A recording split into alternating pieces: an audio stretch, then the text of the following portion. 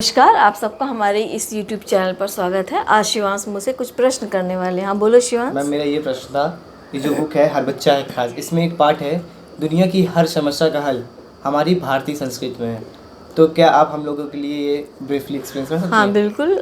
जैसे हम देखते हैं कि वैदिक काल में हमारे जो ऋषि मुनि थे और जो लोग थे उस ज़माने के, वो नेचर की पूजा करते थे, प्रकृति की पूजा करते थे, चाहे सूर्य चंद्रमा पेड़ पौधे इन सब की पूजा करते थे।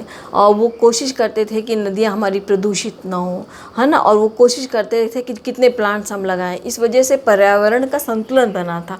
लेकिन जैसे जैसे हम विकास की दौड़ में, अंधी दौड़ में आगे बढ़ते गए, हम स्वार्थी होते गए और हमने इन पर ध्यान नहीं दिया, जिसकी वजह से आप जो समस्याएं आज देख रहे हैं समाज में वो उत्पन्न हो रही हैं। जैसे ज़्यादा पेड़ कटने की वजह से बहुत ज़्यादा ग्लोबल वार्मिंग हो गई है ना। तो और लोग देखो एसी खरीदने जाते हैं लेकिन 2 पेड़ खरीदने के लिए उनके पास समय नहीं है। इसी तरह से हम देखते हैं कि हमारी भारतीय संस्कृति में पहले जॉइंट फैमिली सिस्टम था।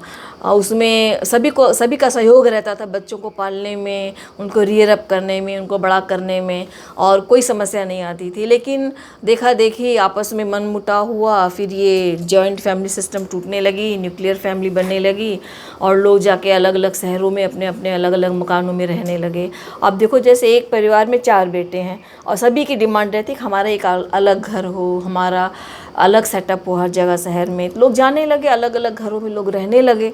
और जब अलग अलग रहोगे तो उसकी अलग समस्याएं हैं। अब देखिए जैसे बहुत लोग जो अलग अलग घरों में रहेंगे तो नेचुरल उसमें वे में क्या आएगा, जो ग्रीनरी है, जो एग्रीकल्चरल लैंड है, वो जो है कंक्रीट के उसमें बदलने लगे। कंक्रीट के उसमें मतलब कि वहाँ बिल्डिंग कंक्रीट की बिल्डिंग बनने लगी। और नेचुरल है, अगर ऐसे में क्या हुआ कि जो एग्रीकल्चर प्रॉपर्टी थी वो किसान के हाथ से जाती रही, और जो थोड़ी बहुत बची उसमें अनाज उगाया जा रहा है, सब्जी उगाई जा रही। तो नेचुरल जब डिमांड बढ़ेगी तो महंगाई बढ़ेगी, और बाद में लोग रोना रोते हैं महंगाई का, महंगाई बढ़ गई, महंगाई बढ़ गई है। और दूसरी तरफ हम देखते हैं हर बच्चा, जितने भी फैमिली में है, कोई भी लड़का, तुम्हारी भी डिमांड होगी, तुम्हारे पापा की डिमांड होगी हम कमा के हमारे पास एक कार हो, और भी डिमांड होगी हमारे पास एक मोटरसाइकिल हो, फिर डिमांड होगी हमारे पास एक स्कूटी हो। तो इतने सारी जब चीज़ें बढ़ेंगी तो नेचुरल है पेट्रोल के दाम बढ़ेंगे, नेचुरल है ना, पेट्रोल के दाम बढ़ेंगे तो उससे समस्याएं आएंगी चारों तरफ। फिर रोना रोएंगे लोग कि पेट्रोल के दाम बढ़ा दिए गवर्नमेंट ने, क्या करे गवर्नमेंट। अब पॉपुलेशन इतनी अलार्मिंग रेट से बढ़ रही है तो नेचुरल है उसकी डिमांड बढ़ेगी। तो इसी तरह हम देखते हैं कि विकास के अंधी दौड़ में हम स्वार्थी होते गए और अपने हितों को भूलते गए।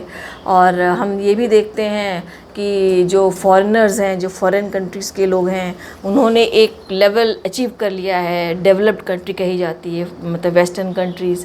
तो वो लोग क्या करते हैं, उन्होंने देख लिया, सब कुछ आजमा के देख लिया, रुपया पैसा धन दौलत, बड़ी बड़ी गाड़ियाँ, लेकिन वो अंदर से परेशान है, उनमें उनको सुख नहीं मिल रहा है। तो वो सुख की खोज में भारतीय योग की तरफ बढ़ रहे हैं, भारतीय मेडिटेशन की तरफ बढ़ रहे हैं। लोग आ रहे हैं, यहाँ पे रह रहे हैं। आप देख रहे हैं राधे कृष्ण वाले कितने लोग हैं, राधा कृष्णा दीवाने हुए पड़े हैं। और मैंने तो एक बार देखा था, एक छोटी सी लड़की, एक छोटा सा लड़का एक गीता की किताब लेकर एक इंडियन लड़की को दे रहा है। इंडियन लड़की जीन्स पहन के जा रही है, वो लड़का उसको दे रहा, आप गीता पढ़िए। मतलब अब ये समय आ गया है कि विदेशी लोग हमें हमारी संस्कृति से हमें परिचित करा रहे हैं कि आप अपनी संस्कृति को देखिए, आप अपनी भारतीय संस्कृति को अपनाइए। एक लेडी बोल रही थी, मैंने वीडियो देखा, अरे भारतीय लोग आप अपनी संस्कृति को अपनाइए, अपने कल्चर को अपनाइए, आप वेस्टर्न की तरफ मत भागिए, ये उनका कहना है।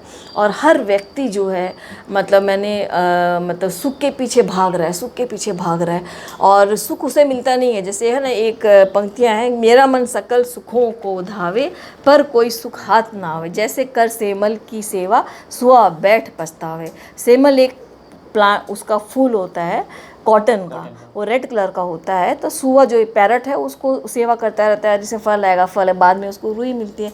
सेम वही हालत मनुष्य की है।